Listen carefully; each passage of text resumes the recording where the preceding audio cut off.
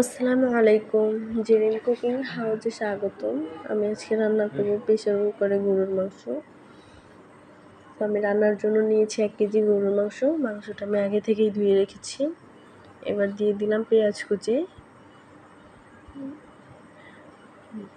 দিয়ে দিলাম ১ চামচ হলুদের গুঁড়া।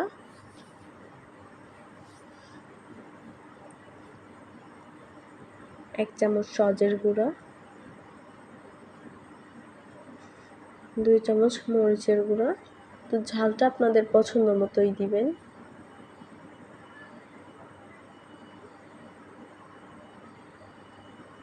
১ চামচ জিরা গুঁড়া। এবার দিয়ে দিলাম ২টা তেজপাতা, ৪-৫টা লবঙ্গ, ২ টুকরো দারচিনি আর এলাচ, আর অল্প কিছু শাহি জিরা দিয়েছি। এবার দিলাম লবণ। লবণটা অবশ্যই স্বাদ অনুযায়ী দিবেন। ১ চামচ রসুন বাটা, ১ চামচ আদা বাটা, ১ চামচ পেঁয়াজ বাটা, ১ কাপ সরিষার তেল,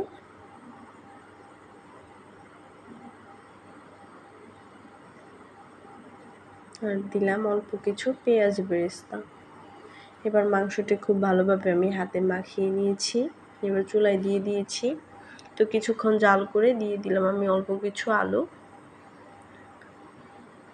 মাংসটা ভালোভাবে নেড়ে দিব।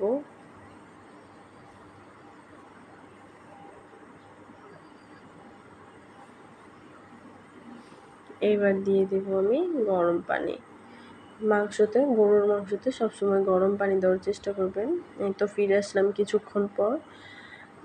আমাদের তরকারি রান্নাটা কমপ্লিট। মাশাআল্লাহ, কালারটা অনেক সুন্দর এসেছে। আমার চ্যানেলটি নতুন। আমার ভিডিও যদি কারো ভালো লাগে অবশ্যই সাবস্ক্রাইব করবেন।